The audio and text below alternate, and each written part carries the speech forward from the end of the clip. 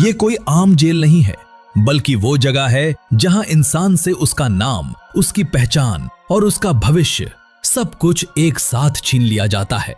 यहाँ न उम्मीद के लिए कोई जगह है और न रहम के लिए, क्योंकि सिकोट में सजा सिर्फ शरीर को नहीं, दिमाग को भी दी जाती है। यहाँ समय का कोई मतलब नहीं रह जाता। किताबें और शिक्षा इसलिए नहीं दी जाती ताकि सोचने की आजादी दोबारा जन्म न ले सकें, और रोशनी इसलिए बंद नहीं होती ताकि कैदी चैन की नींद भी न सो सकें। ये एक ऐसा पिंजरा है जहां जिंदा रहना ही अपने आप में एक सजा बन जाता है। एक समय था जब एल साल्वाडोर MS-13 और बैरियो 18 जैसे खूंखार गैंग्स के डर से कांपता था, जहां लोग घर से निकलते वक्त ये नहीं जानते थे कि वे लौटेंगे भी या नहीं। लेकिन आज वही देश अपराधियों को ऐसी जेल में भेज रहा है जहां से बाहर निकलने की उम्मीद लगभग खत्म हो चुकी है। आज की ये कहानी है एल साल्वाडोर की और दुनिया की सबसे खौफनाक जेल सिकोट की। लोग कहते हैं कि जो जैसा करता है वैसा भरता है, लेकिन जब अपराध इंसानियत की सारी हदें पार कर जाए, जब मर्डर, डर और गैंग हिंसा पूरे समाज को बंधक बना लें, तब सजा भी उतनी ही कठोर हो जाती है। ये बात गैंगों से भरे देश एल साल्वाडोर पर पूरी तरह लागू होती है। केवल 60 लाख की आबादी वाले इस छोटे से देश में एक समय ऐसा था जब MS-13 और बैरियो 18 जैसे खतरनाक गिरोह सड़कों, मोहल्लों और शहरों पर राज करते थे। आम लोग घर से निकलते वक्त ये नहीं जानते थे कि वे जिंदा लौटेंगे या नहीं, क्योंकि गैंग्स देश की पुलिस और सेना तक को खुली चुनौती देते थे। मार्च 2022 में राष्ट्रपति नायब बुकेले ने गैंग्स के खिलाफ अब तक की सबसे बड़ी कार्रवाई शुरू की। सिर्फ 16 महीनों के भीतर 70,000 से ज्यादा लोगों को अरेस्ट किया गया, जो देश की वयस्क आबादी का लगभग 2% था। रात के अंधेरे में विशेष ऑपरेशनों के दौरान हथकड़ी लगे हजारों गैंग मेंबर्स को बसों में भरकर एक ही जगह ले जाया गया। सिर झुकाए हुए, एक दूसरे के पीछे बैठे और चारों ओर हथियार बंद सैनिकों से घिरे इन लोगों को पता था कि एक ही दिन में उनकी जिंदगी हमेशा के लिए बदल चुकी है। इन अपराधियों को जिस जेल में रखा गया उसका नाम है सिकोट, यानी टेररिज्म कन्फाइनमेंट सेंटर। ये जेल टेकोलुका शहर के पास स्थित है और क्षमता के हिसाब से दुनिया की सबसे बड़ी जेल मानी जाती है, जहां एक साथ लगभग 40,000 कैदियों को रखा जा सकता है। ये जेल खास तौर पर गैंग लीडर, सीरियल किलर और टेररिस्ट के लिए बनाई गई थी। एक बार जो व्यक्ति यहाँ पहुंच जाता है, उसके बाहर निकलने की संभावना लगभग खत्म हो जाती है। सिकोट का निर्माण 2022 में हुआ था और ये करीब 410 एकड़ में फैली हुई है। पूरी जेल को 8 बड़े मॉड्यूल्स में बांटा गया है। हर मॉड्यूल में 32 सेल हैं और हर एक सेल में 80 से लेकर 150 तक कैदी रहते हैं। हर कैदी को केवल ½ वर्ग मीटर से भी कम जगह मिलती है। यहाँ न कोई खुला आंगन है, न धूप देखने का मौका और न ही किसी तरह की निजता। कैदियों के लिए ये जगह शारीरिक से ज्यादा मानसिक यातना बन जाती है। सोने के लिए 4 मंजिला लोहे के बंक बेड लगाए गए हैं, जिन पर न गद्दा होता है और न तकिया। कैदियों को सीधे लोहे पर सोना पड़ता है। बाथरूम और टॉयलेट खुले होते हैं और 80 से ज्यादा कैदियों के लिए सिर्फ 2 टॉयलेट और 2 पानी के टैंक होते हैं। पानी कब मिलेगा और कितना मिलेगा, ये पूरी तरह जेल गार्ड तय करते हैं। रात के समय भी लाइटें बंद नहीं की जाती, जिससे कैदियों को अपनी नींद पूरी करना मुश्किल हो जाता है और कई कैदी तौलिए से अपनी आंखें ढक कर सोने की कोशिश करते हैं।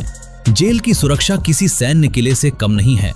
पूरे परिसर को 9 से 11 मीटर ऊंची मोटी सीमेंट की दीवारों से घेरा गया है, जिनके ऊपर रेजर वायर और 15,000 वोल्ट की इलेक्ट्रिक फेंस लगी हुई है। 19 वॉच टावरों से स्नाइपर हर पल निगरानी करते हैं। जेल के चारों ओर 2 किलोमीटर के दायरे में मोबाइल और इंटरनेट सिग्नल पूरी तरह बंद है, जिससे कोई भी बाहरी संपर्क पॉसिबल नहीं हो पाता। बाहरी सुरक्षा के लिए 600 से ज्यादा सैनिक और सैकड़ों पुलिसकर्मी हर समय तैनात रहते हैं।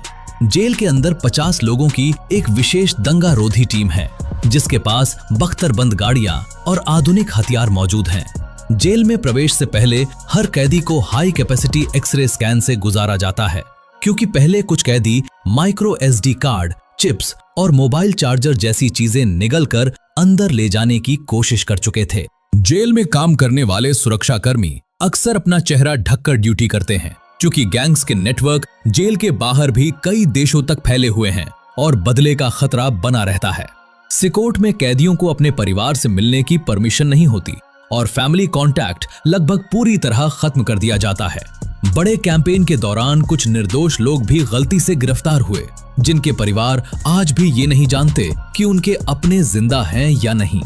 कैदियों को हफ्ते में केवल 1 घंटा सेल से बाहर निकलने दिया जाता है, बाकी समय वे बंद दरवाजों के पीछे रहते हैं। नियम तोड़ने वालों को आइसोलेशन सेल में डाल दिया जाता है, जो एक ठंडी और अंधेरी सीमेंट की कोठरी होती है, जहां न किताब होती है, न घड़ी और न ही किसी से बात करने की इजाजत। ये जगह किसी भी इंसान को मानसिक रूप से तोड़ सकती है। सिकोट जेल को इस तरह बनाया गया है कि कैदियों का बाहरी दुनिया से हर तरह का रिश्ता पूरी तरह टूट जाए। यहाँ न तो किसी तरह की शिक्षा दी जाती है, न किताबें पढ़ने की अनुमति है और न ही टीवी देखने का कोई साधन, ताकि गैंग की सोच और विचारधारा दोबारा पनप न सके। जेल के अंदर सामूहिक धार्मिक सभाओं या प्रार्थनाओं की भी इजाजत नहीं है। सिर्फ कुछ कैदियों को व्यक्तिगत रूप से प्रार्थना करने दिया जाता है और हाँ, कई कैदियों को ये भी नहीं बताया जाता कि वे कितने समय तक यहाँ रहेंगे, जिससे अनिश्चितता और मानसिक दबाव लगातार बना रहता है।